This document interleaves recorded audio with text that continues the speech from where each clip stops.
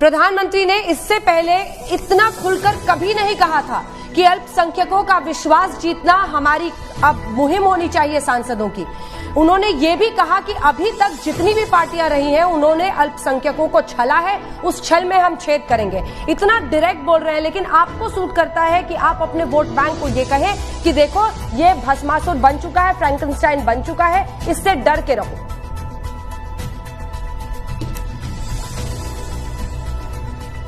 अच्छा, वो जो अलीगढ़ का एमपी क्या बोला वो मैं बोला? बीजेपी का अलीगढ़ का एमपी क्या कह रहा है? वो प्रधानमंत्री की नहीं सुन रहा है, मेरी बात सुन रहा है क्या? बताइए आप, क्या आपने राम माधव का आर्टिकल नहीं पढ़ा इंडियन एक्सप्रेस में? क्या लिखा उन्होंने उसमें? देखिए, अगर ये लोग ये समझ रहे हैं कि हम अंधे हैं, बहरे हैं, गूंगे हैं, नहीं है। हम सब देखते हैं, पढ़ते हैं, समझते हैं। ये डॉग विजिल की पॉलिटिक्स है, ये आंखों में धूल झोंकने की पॉलिटिक्स से कुछ नहीं तब्दील होगा। यही होता है, यही होता रहेगा, बढ़ के और ज्यादा तादाद में होता रहेगा। हम तो सिर्फ उम्मीद लगाकर बैठे हैं अदालत पर, कॉन्स्टिट्यूशन पर। हमको 1% भरोसा नहीं है पॉलिटिकल मास्टर्स पर।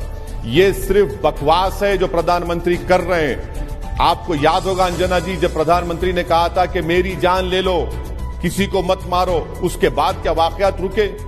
क्या प्रधानमंत्री ने कितने मर्तबा कहा?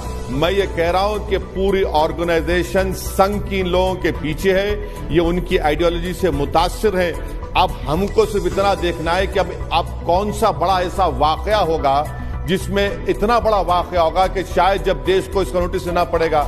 आज जब हम पुकार कर कह रहे हैं तो कोई सुनने तैयार नहीं है। इनको तो सत्ता मिल गई, मगर ये वाकयात नहीं रुकने वाले हैं। फिर कल एक 3-4 दिन के बाद प्रधानमंत्री की मन की बात होगी और उस रेडियो के ब्रॉडकास्ट में फिर कहेंगे कि देखो ऐसा नहीं होना चाहिए। तो हम वैसे जी दिल्ली में ध्रुव त्यागी की हत्या, ठीक है, चूंकि आप ऐसी घटनाओं की बात कर रहे हैं सर, ऐसी घटनाओं की बात कर रहे हैं। दिल्ली में ध्रुव त्यागी की हत्या इसलिए हुई क्योंकि कुछ मुस्लिम युवकों ने उनकी बेटी के साथ छेड़छाड़ की और वो उसको रोकने की कोशिश कर रहे थे। तब आपने किस पर हाथ रखा? एक तरफ ऐसी घटनाएं होती हैं, तब आप उसको कुछ लोगों का उन्माद ना बताकर सीधे सरकार के गले पर डालते हैं। अब बताइए, ध्रुव त्यागी की अगर हत्या होती है तो उसकी जवाबदेही क्या आप जैसे लोगों की होनी चाहिए, जो खुलकर हिंदू और मुस्लिमों में दरार पैदा करते हैं ऐसी बातें करके, जो आप भी अपने भाषणों में, कैंपेन ट्रेल मैंने आपका किया ओवैसी साहब, आप भी बार बार कहते थे इंशाअल्लाह ये मोदी जाएगा। आप भगवान का नाम, आप अपने खुदा का नाम ले सकते हैं, तो फिर ये पार्टी क्यों पीछे रहे? क्योंकि इनको भी लगता है कि इसी के जरिए हम अपने हिंदू वोटर्स को पोलराइज करेंगे। 2 सवाल आपसे पूछा है, ध्रुव त्यागी की अगर हत्या होती है तो उसकी जवाबदेही किसकी बनती है? और दूसरा कि यही आप भी उसी एजेंडा को फॉलो करते हैं। ये सेक्युलर शब्द अब हिंदुस्तान के संविधान में, कम से कम राजनीति में तो नहीं रह गया, संविधान में लिखा हुआ ये शब्द जरूर होगा।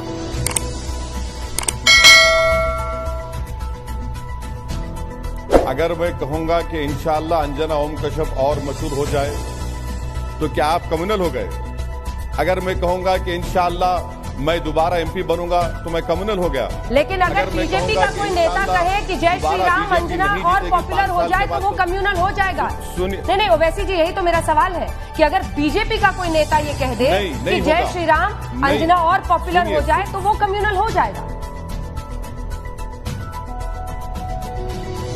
सुनिए, किसको थप्पड़ मारा जा रहा है? वीडियो में चप्पल देकर कहा जा रहा है कि मार, वो नारा देकर किसको कह रहा है? कौन कर रहा है ये? किसने नाम लेकर 6 दिसंबर को क्या किया था? और रहा सवाल उस बच्चे की हत्या का, मैं कंडेम करता हूं, मेरी स्पीच है उसके ऊपर। वो तो मोदी जी भी कंडेम करते हैं सर। कंडेम किया उसको, वो तो मोदी जी भी कंडेम करते हैं। मैंने वो तो मोदी जी भी कंडेम करते हैं। मैडम देखिए, सुनिए, मैं फर्क मैं बता रहा हूं आपको कंडेमनेशन में और हिपोक्रेसी में। फर्क ये है कि असदुद्दीन ओवैसी कातिलों के साथ नहीं खड़ा होता है, बीजेपी के लोग खड़े होते हैं। मंत्री फूल का हार पिनाते हैं जो मार कर आते हैं अलीमुद्दीन अंसारी के लोगों को, जो उनको बेल मिलती है। बताइए कि असदुद्दीन ओवैसी ने उनको फूल का हार पिना इन लोगों को? मैं कंडेम करता हूं इन चीजों को, मगर इनको आइडियोलॉजिकल सपोर्ट कहां से मिल रहा है? इनको इतनी हिम्मत कहां से आ रही है? ये इसलिए आ रही है क्योंकि जानते हैं कि हम मोदी के वोटर्स हैं, हमने मोदी को कामयाब किया है। ध्रुव त्यागी को मारने वालों को कहां से हिम्मत आई? मिल रही है तक। ओवैसी जी, ठीक है, ध्रुव त्यागी को मारने वालों की हिम्मत कहां से आई? इसका जवाब मुझे कौन देगा?